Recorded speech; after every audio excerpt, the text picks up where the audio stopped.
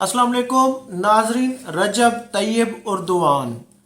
एक मुतवस्सित एक बल्कि गरीब घराने में पैदा होने वाला और जवानी में जूस और डब्बा रोटी बेचने वाला, बल्कि एक कोस्ट गार्ड के घर में पैदा होने वाला तुर्किया का सदर कैसे बना। नाजरीन, ये जिद्दोजहद, अज़मत और तरक्की की अजीम दास्तान है जो उन्होंने फाके भी काटे, जिद्दोजहद भी की और पॉलिटिकल अपनी सरगर्मियों की बदौलत तुर्किया का सदर कैसे बना। जी हाँ, मैं हूँ अब्दुल रूफी और आप देख रहे हैं तारीख नामा। नाजरीन, ये फरवरी 1954 में तुर्की के शहर रेजा नामी शहर में पैदा हुआ। घर में गुर्बत थी, कोस्ट गार्ड का बेटा था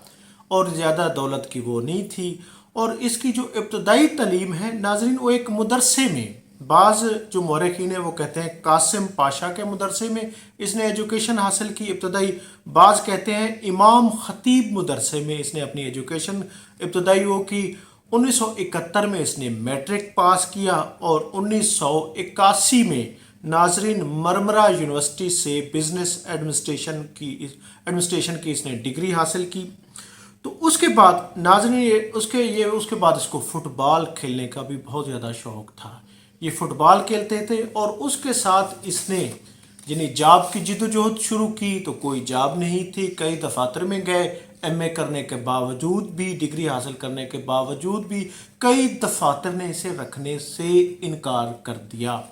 उसके बाद इसने बिजनेस करने का फैसला किया। इसने जूस खरीदे मार्केट से, इसने डब्बा रोटियां खरीदी, इसने रेडी लगाई, इसने मार्केट में जूस, डब्बा रोटी और इस तरह की अशिया की सप्लाई की, हार्ड वर्किंग की। वहाँ से इसने पैसे कमाए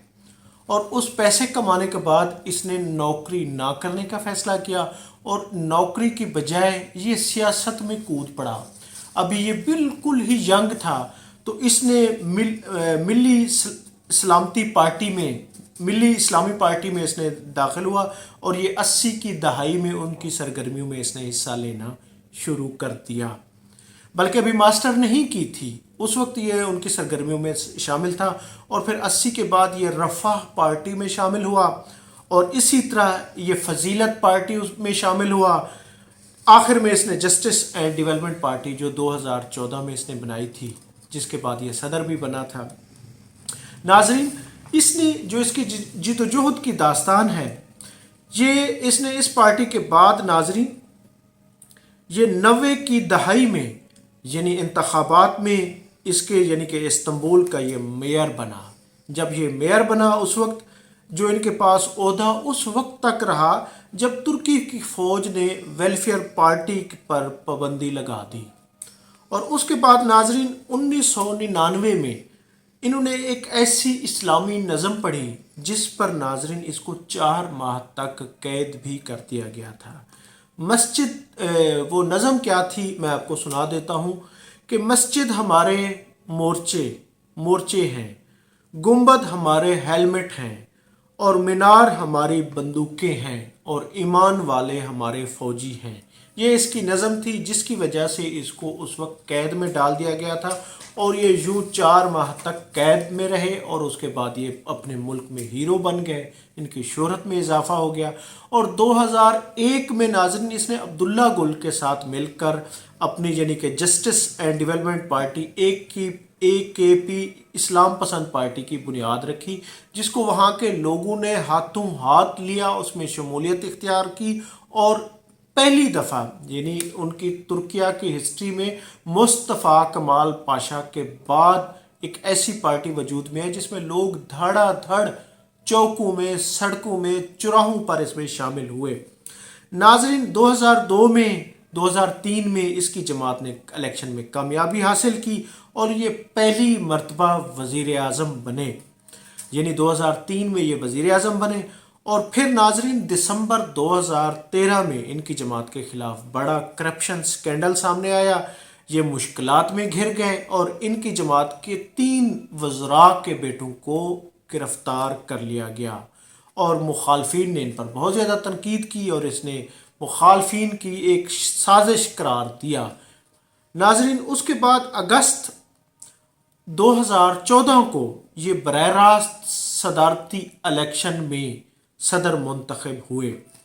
اور جولائی اس نے ایسی پالیسیاں تشکیل دیں یعنی کہ اس وقت پہلی مرتبہ ایک اسلام پسند ایک ایسا رہنما سامنے آیا جس کو لوگوں نے عوام نے بہت زیادہ اپریشیٹ کیا، اس پر بہت زیادہ اس کی پذیرائی کی گئی، جس پر ناظرین کیونکہ یہ دن بدن مضبوط ہوتا جا رہا تھا اور جولائی 2016 میں ان کی حکومت کے خلاف فوجی بغاوت شروع ہو گئی۔ رات گئے تک سڑکوں پر فوجی ٹینک پھر رہے تھے، ایئرپورٹس، بس اسٹیشن، مختلف سرکاری عمارتوں پر انہوں نے قبضہ کر لیا، جس کو انہوں نے خود یعنی کہ نکل کر عوام میں نکل کر اس سازش کو ناکام بنایا۔ اور ناظرین اپریل 2017 کو انہوں نے یعنی کہ اپنے اس میں یعنی کہ ان کی مقبولیت میں اس حد تک اضافہ ہو گیا تھا کہ یہ ترکی کا کامیاب ترین پریزیڈنٹ شمار ہونے لگا۔ ناظرین سب سے زیادہ جس نے اصلاحات اس میں ترکی میں کی مصطفیٰ کمال پاشا کے بعد، جی ہاں وہ رجب طیب اردوان ہیں۔ ناظرین جب یہ اس میں آیا پھر انہوں نے اس کی معاشی طور پر بھی اس نے کئی کامیابیاں سمیٹی، لیکن موجودہ دور میں ان کا جو لیرا ہے ترکی کی کرنسی ہے، جب اس نے اقتدار میں آئے تھے 2003 میں تو اس وقت 1.5 لیرا کے مقابلے میں $1 ہوتا تھا، جبکہ 2000 اب جو ہے اب 8 ٹرکش لیرا کے مقابلے میں $1 ہے، کیونکہ کرونا کے بعد کچھ صورتحال گمبھیر بھی ہوئی ہے، لیکن پھر بھی جو ترکیہ کی معیشت ہے وہ باقی دنیا کے ممالک کے مقابلے میں بہتر ہے۔ اور ناظرین اس کے بارے میں یورپ امریکہ ہمیشہ سے اس کے ناقد رہے ہیں۔ یورپ اس کو خاص طور پہ یہ یورپ میں شامل ہونے کے باوجود بھی وہ اس کو یعنی کہ وہ نہیں مانتے، نیٹو اس کو کئی دفعہ اس کو اپنے اس میں شامل نہیں کرتے، اس کو بلاتے بھی نہیں ہیں، اور اس کی اسلام پسند کے رجحانات کی وجہ سے ان کو ہمیشہ الگ تھلگ رکھا جاتا ہے، اور ان کے بیانات بھی اہم ہیں، جس کی وجہ سے ہمیشہ امریکن CIA اس کے خلاف مخالفت میں آگے رہتی ہے۔ اور ناظرین یہ بہت دلیر ہے، اس نے کئی دفعہ امریکن کو اڈے دینے سے بھی 2002 میں انکار کر دیا تھا، بعد میں بھی ہمیشہ یہ اپنے موقف میں پوری دنیا میں ان کا کوئی ثانی نہیں ہے، اور یہ سعودی عرب کے ہمیشہ سے مخالف رہی ہے، اور کہا جاتا ہے کہ پاکستان سعودی عرب کے مقابلے میں ترکی کا زیادہ قریب دوست ہے۔ کئی دفعہ سعودی عرب اور پاکستان کے اختلافات میں جیسے عمران خان اور عبداللہ یعنی کہ پرنس اس کے درمیان بھی یعنی کہ وہ آئے تھے، اختلافات پیدا ہو گئے تھے، تو جس کی وجہ سے سرد مہری واضح تھی، لیکن اب یہ ہے کہ پاکستان سعودی عرب اور پھر ان کے ساتھ بھی اس کے تعلقات اچھے ہیں۔ تو ناظرین ان کو حکومت پاکستان نے نشانے ہے، اس کو نشان پاکستان کا بھی یعنی کہ ان کو اعزاز دیا ہوا ہے۔ یہ اس وقت ناظرین یہ کہا جا رہا ہے کہ یہ سلطنت عثمانیہ کی تاریخ دہرانے جا رہے ہیں، یعنی ایک ترکیہ کو پوری دنیا میں جس ایک وقت تھا کہ سلطنت عثمانیہ کی کہا جاتا ہے کہ 3 براعظموں تک ان کی حکومت تھی، اور یہ آج تک اس چیز کو نہیں بھولے، اور 2023 میں ایک بڑی بندرگاہ بھی جو یورپ کے اور یونان کے روم کے قبضے میں ہے وہ ان کے پاس آنے والی ہے، تو ان کو معاشی طور پر بہت فائدہ ہوگا، اور یہ کہا جا رہا ہے کہ یہ عالم اسلام کے مضبوط ترین لیڈر ہیں، بلکہ اس وقت بن گئے ہیں۔ اور جو ان کی وہ تھی کہ یہ ایک جوس کے ڈبے اور ڈبہ روٹیاں بیچنے والا ہارڈ ورکنگ کرنے والا آج ترکی کا کامیاب ترین صدر ہے۔ ناظرین میں ہوں عبدالرؤف روفی اور آپ دیکھ رہے تھے تاریخ نامہ۔ اسی طرح کی مستند ویڈیوز دیکھنے کے لیے تاریخ نامہ کو چینل کو سبسکرائب کریں، ویڈیو کو لائک کریں۔ بہت شکریہ، تھینک یو، اللہ حافظ۔